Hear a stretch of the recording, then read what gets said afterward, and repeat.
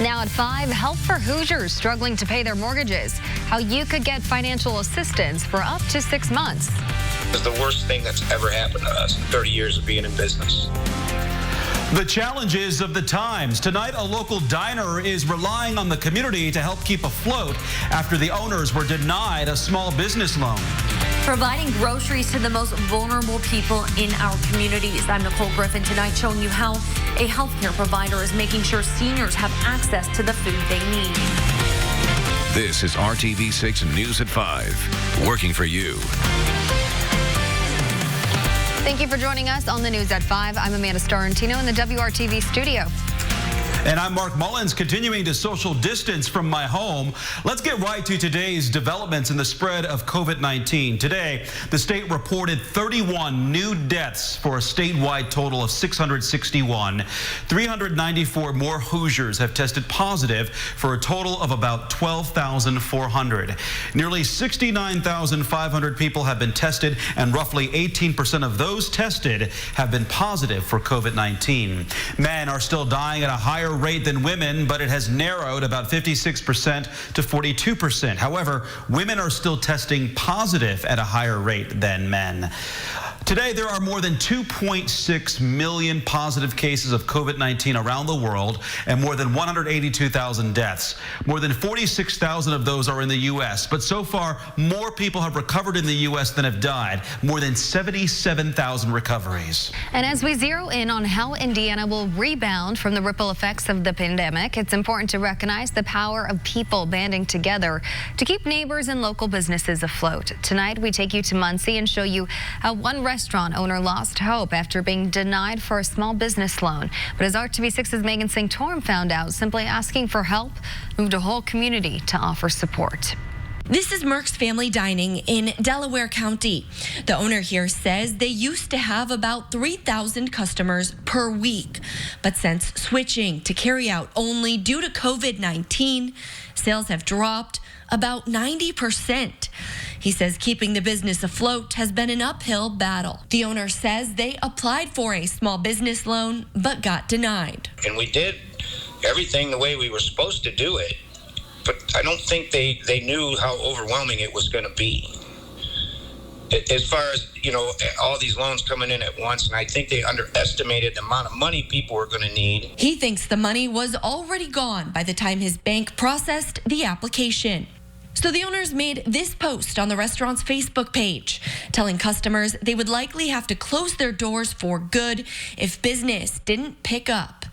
That post gained a lot of attention in a short amount of time. The very next day, we were short-staffed, and it was just unbelievable how many people came through the next day. So she was able to put a couple other girls back to work, and we were able to bring our kitchen staff back, and not all of them, but a lot of them, and hopefully we'll be able to bring them all back, because if this continues, that would be great. He says that will help keep them going for now, as they hope to apply for a small business loan again under the second round of funding.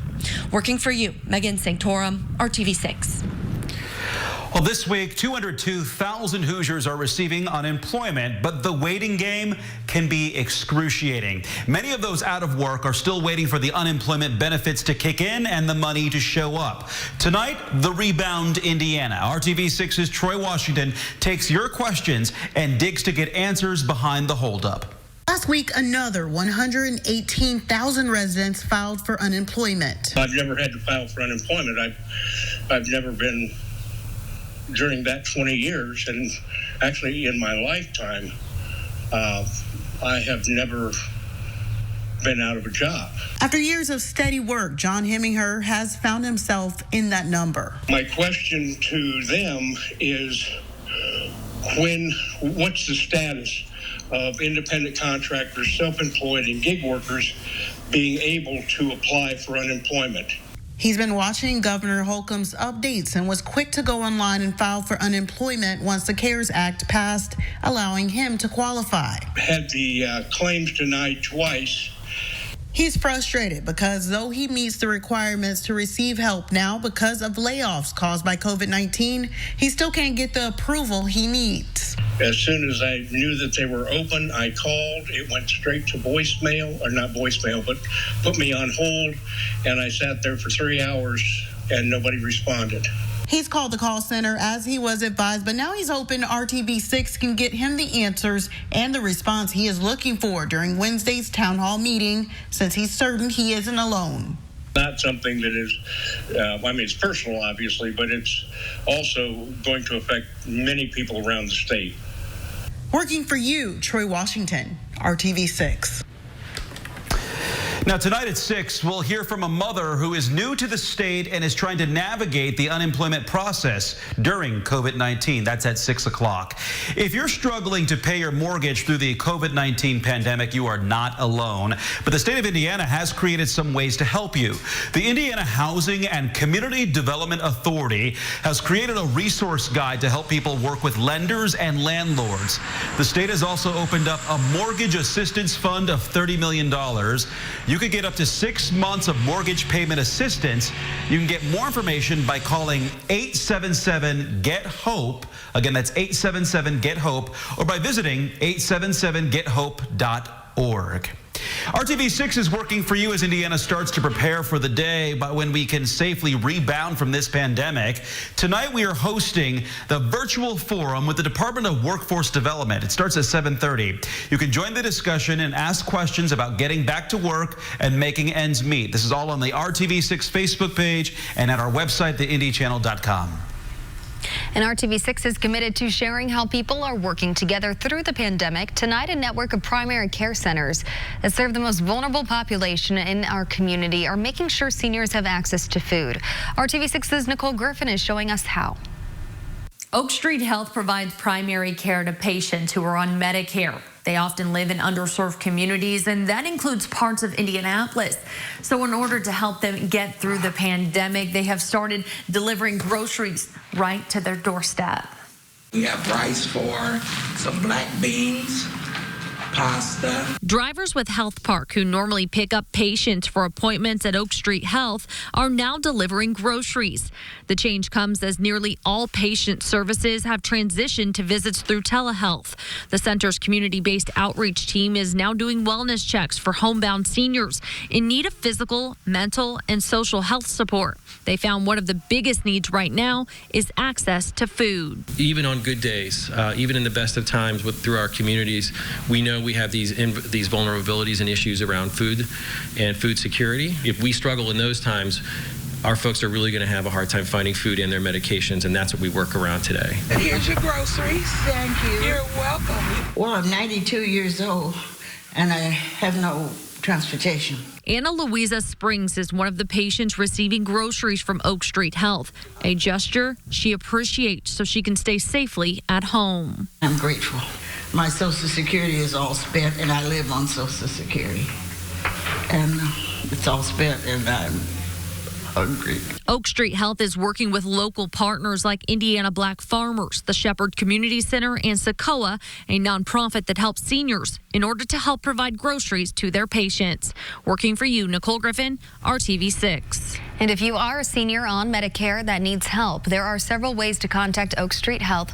We put all that information in this story on the RTV6 app. They also have a COVID-19 hotline that operates 24/7 for anyone who is concerned about symptoms. And we have more information following a story we told you about last night at 5. A woman concerned that her mother contracted COVID-19 will in the care of a Marion County long-term care facility. Her mother is now on a ventilator at Decatur Township Center Genesis Healthcare. The facility told us today they are following CDC guidelines and doing everything possible to contain the virus and protect patients, including screening residents and patients for symptoms 3 times a day, and all staff must wear PPE. Vice President Mike Pence will be returning home to Indiana next week to see firsthand how the GM plant in Kokomo is quickly switching gears from making auto parts to ventilators. The Kokomo plant started producing ventilators last week to meet the growing need. GM has an order from the federal government to make 30,000 units. More than 600 ventilators will be shipped this month. Pence's visit is scheduled for a week from tomorrow. People in Fishers are concerned about Verizon's plan for 5G technology. I'm Kara Kenny with the plan in the works and what you can do. And big news in the world of women's college basketball. Notre Dame is getting a new coach, and she's familiar to Hoosiers. And what a day. Temperature started in the 30s this morning. We're at 70 now. We'll talk about changes that arrive for tomorrow, and stick around. We'll have the weekend forecast too.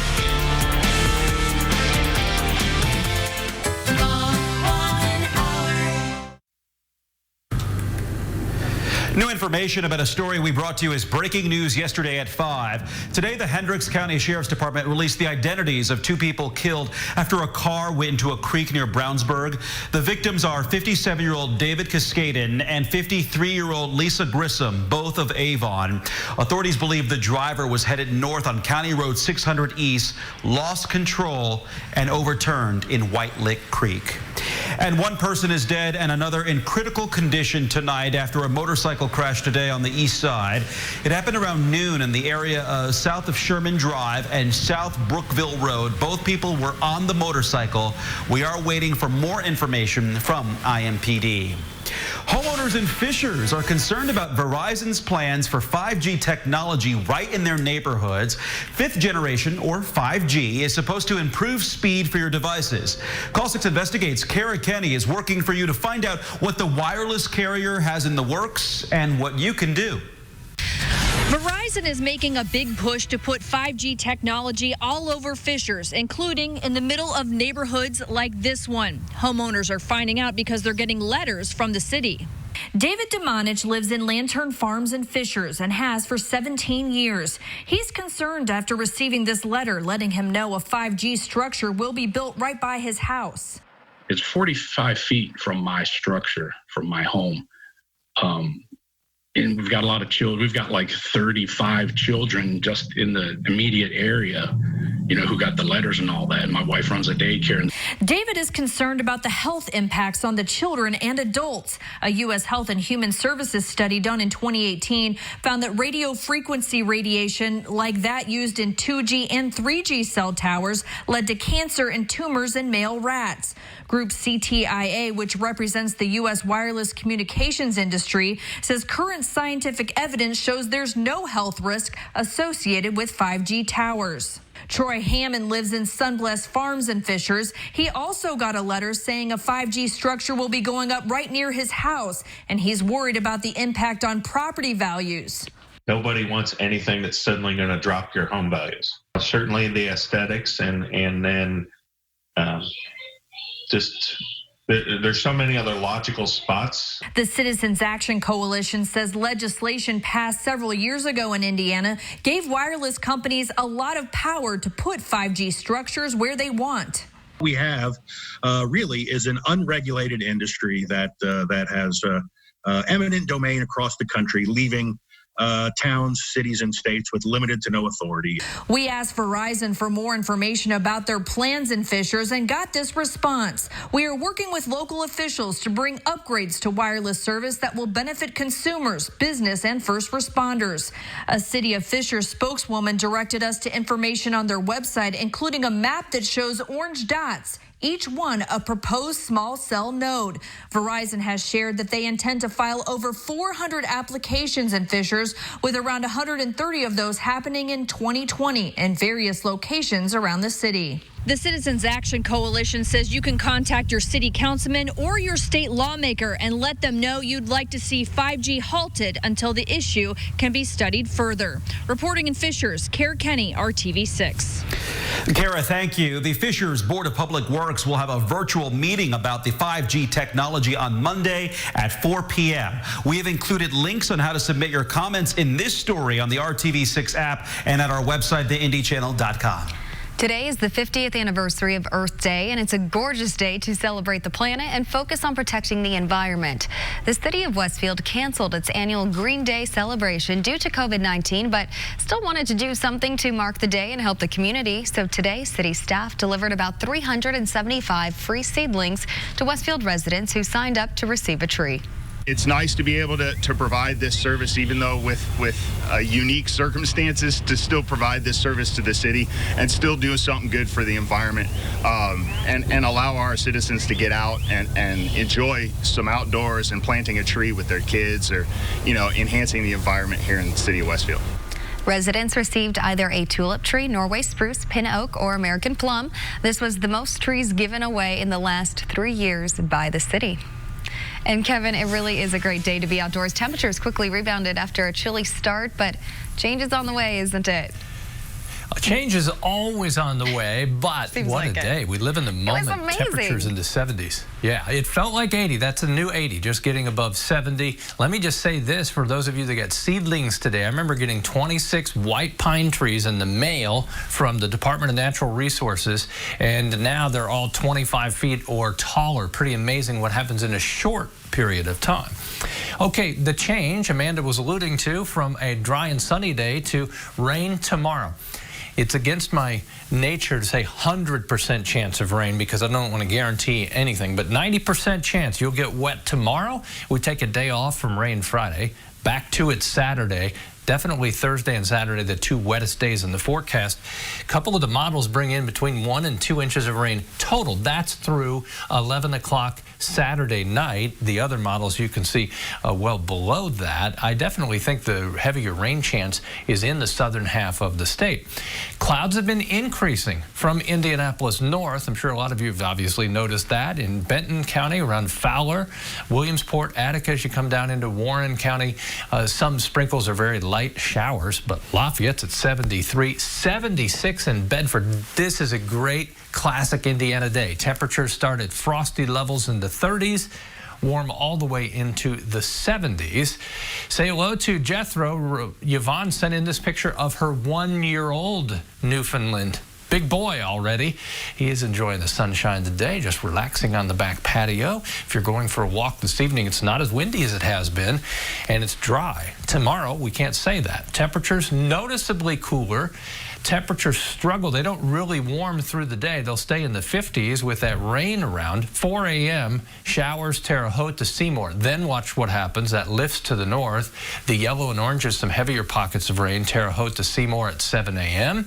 That will drift to the north. Again, though, I think the bigger impact, heavier rain, Seymour, Greensburg, Richmond along I-70, I-74, I-65 as you go south and east of Indy through the afternoon.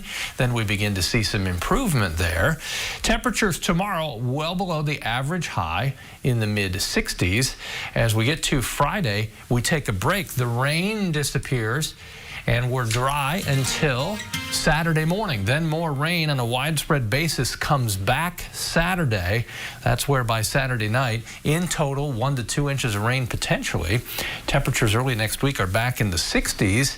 And notice we'll have that chance of rain around on Tuesday and Wednesday as well. If you're looking for something to do with the family, Kyle Mounts has something for free, and all you have to do is step outside. Our weather has been all over the place lately, with warmth, cold, and even snow for a few. And things are keeping pretty busy up in space, too, with some pretty cool stuff for us to check out while we're staying home. The Lyrid meteor shower peaked this morning. In case you missed it, NASA has you covered.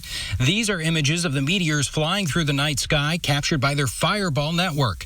You may still be able to spot a few tonight if you're lucky. And Friday morning, it's a planet parade in the sky. You'll be able to spot Mars just before sunrise, followed by Saturn and Jupiter a bit closer together. And another event for early risers happens Sunday. At 6:16 in the morning, you'll be able to catch an exceptional pass of the International Space Station. Appearing like a bright light moving quickly across the sky, it starts in the southwest and ends 4 minutes later in the east-northeast. Good luck and happy viewing. Working for you, Kyle Mounts, RTV6.